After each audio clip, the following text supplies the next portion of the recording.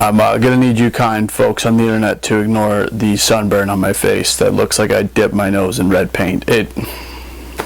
I don't use sunscreen often and it just happens. Welcome back. This isn't recaps, but it is still Chirpin DMV. We have a little bit of a different video because no games to recap after the Capitals got smoked in 5 games against the Bruins this year, first round. Nice. Yeah, they won game 1, but then they kind of walked through the next 4, so hate to see it. Not much you can do. It's in the past now. Tampa Bay, congrats. Back-to-back cups. Not bad. Saw people pretty mad at Kucherov about everything he's been saying. It's pretty funny. I don't know how you can really be mad at it at all. It's actually hilarious. But yeah, congrats, back-to-back. No joke. Best team in the league. I bet money on them to win, $185, so wasn't too mad. But anyways, yeah, this video is going to be a little different. Obviously, with the way the Capitals season ended, there's a lot of fingers being pointed at people. No one really knows who to blame exactly, but a guy who's getting a lot of heat is Evgeny Kuznetsov. I mean, it makes sense when you see him during 2018, not even just the cup run where he was just complete lights out, but the regular season, over a point per game. I think he was like top 10 in the NHL in scoring. Do not quote me on that because I'm probably wrong. But fans are starting to miss that, especially when he's making, like, what is it, 7.8 mil or something. People are starting to not like the contract, so a lot of trade rumors being thrown around. And add on top of the fact that he was out with COVID twice this year. I never even got it once. This guy got it twice. Maybe I'm just built different. Who knows? And there's rumors even that the Capitals management are fed up with his antics. I'm sure there's validity to the rumors. Like, it's a top 2 center on your team who's being just ridiculous off ice. Like, Samsonov just got to stop hanging out with this guy. So yeah, with the offseason here now, people are saying that they want Kuznetsov gone, and now we have some trade speculation. There's names being thrown on the trade bait board. A lot of people saying he probably won't be in a Capitals sweater next year. Now, before I make this video, I'm just going to say I don't want him traded yet. I know he's been, like I've said, ridiculous and brain dead at times, but I know what this guy's capable of, and yes, at like 29 you shouldn't still be talking about a guy's potential, but I think he's just a guy who needs to get focused. Like, oh, we could just sit this guy down and be like, hey, stop doing coke and maybe wear a mask or something. I don't know. I just think Kuznetsov can get back to where he was, and I think this year's like my last chance with him, because like it's gotten to the point where I would understand if he's traded and I wouldn't be too upset, but I'm still on that train where I want him on the team for at least 1 more year, because I think he can rebound, because he is just way too good.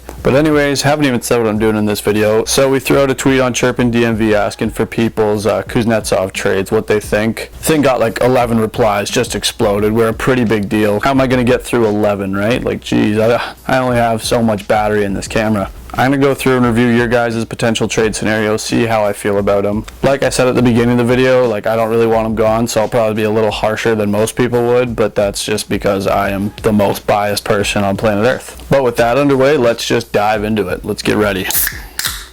It's a Coke Zero. I'm not that big of a beauty. Alright, the first one we got here is Kuzy to Pittsburgh for Crosby. I kid, yeah. I'll review it anyways. It's my alma mater. It stars and sticks. Shout out to the boys there, by the way. Anyway, Kuzy to Pittsburgh for Crosby. I could see it happening if Pittsburgh retains some salary on Crosby, because I don't want to take on that deal personally. Then we got a local guy, Stat Guy Blake here. He's not even a fan. This guy makes content. And he says Kuzy plus picks for Hurdle. Now, I've seen this one thrown around before, and I don't hate it. I don't. My only problem is he says picks plural, and I think we could get this trade done if we wanted Hurdle. I don't mind Hurdle. I'm not saying like yes right away, but I don't think we would need to give up multiple picks for him, even though Kuzy has the contract thing. I think his name carries more weight than Hurdle based on what he's done. Hurdle had a good season. He had 43 points in 50 games on a just not good San Jose team, and he's had 74 points in 77 games in the past. He's also entering the final year of a 4-year, $22+ million deal, so he made around $5.5 million each season. If he keeps playing the way he did the last season, he's going to want to raise, and then it's just going to be another Kuznetsov situation. So although I like Hurdle for the 1 year, I don't really think that this trade would work as well as people want it to, because I've seen Hurdle's name thrown in a few times, but again, I like the player. I think he's good, and I think especially in Washington, I think he can get some damage done offensively, and I know how good he is two-way. Like, I have mentioned that, and I know that's valuable because Kuznetsov is just like allergic to his own zone. I don't know, I like the idea of this in theory, if it's just like maybe 1 pick, maybe 1 for 1, but I don't know if this could actually get done. Just looking at like the financial situation moving forward, because Hurdle's not going to take a pay cut, I don't think. I think his number's probably going to go up to somewhere around what Kuznetsov's making now. Then this one from Safe Dylan Larkin, we got Mark Stahl and Dan the Man DeKaiser for Kuzy. Massive overpay for the wings, but worth it. Couldn't agree more. I'd take this deal in a heartbeat. Then we got this one from Chris Alley. It says Kuzy to Vegas for Glass plus Krebs or Elvenez and a mid-level pick. If I butchered that name, get over it. Never heard of the person in my life. So Cody Glass and Peyton Krebs are two younger players, if you guys don't know. Krebs was on the World Junior team this year, I think, maybe last year for Team Canada. They're both pretty good young players. Glass, I know Vegas fans aren't super happy with. He's not like reaching his potential yet, but he's pretty young. I think he got drafted in Vegas his first year, and I think there's potential there. I've seen him play. He's a skilled guy, but this is a good move like for the future. Like if we're just committing to like the rebuild and everything, I do this, but for next year, like going into this season, I don't think that these players are an immediate improvement over Kuznetsov. Again, good young players moving forward, but I think I'd rather have Kuznetsov than these guys. If Kuznetsov can play to like 3/4 of his best potential, I'd rather have him than I think these guys are right now. Now here's an interesting one because we're forgetting that Connor McMichael is still in the system. He has to come up at some point, and I just have to make it to Friday. Unreal name says bring up McMichael and trade Kuzy for a goalie. Now I don't hate this idea getting a goalie because last year, a few months ago, our goaltending and I keep saying like I'm on the goddamn team. Washington's goaltending wasn't that spectacular. It was good, but I mean, you had two rookies in that. What could you really expect? I like the idea of improving at one position immediately, and then also having a younger prospect that's supposed to be a steal from his draft coming up and getting some NHL time. But at the same time, I'm not sure you can just slot McMichael into first or second line center, especially on a veteran team like this. I mean, you never know. Like Kaprizov came in this year and just lit house, but like Washington is not Minnesota. No offense to Minnesota, because I love them and Kaprizov, but Washington just has a totally different team, so it'll be a lot trickier to bring up a young guy like that into the top 6 right away. And also there's potential that King Hank Lundqvist could come back next year, and if so, I would imagine he has a spot on the team, and I would think it'd be him and Samsonov. So this one's tricky because if Hank's not coming back, I don't hate the idea of getting just a solid goalie, but the McMichael situation makes it a little tricky because I don't know how you just bring him up into the lineup, throw him in the top 6. Like maybe if he's really good, like I guess we'll see how he plays because he has to get some time this year, but right now I would say I don't think that could work yet, but I think in a few months it's entirely possible this could have made a bunch of sense.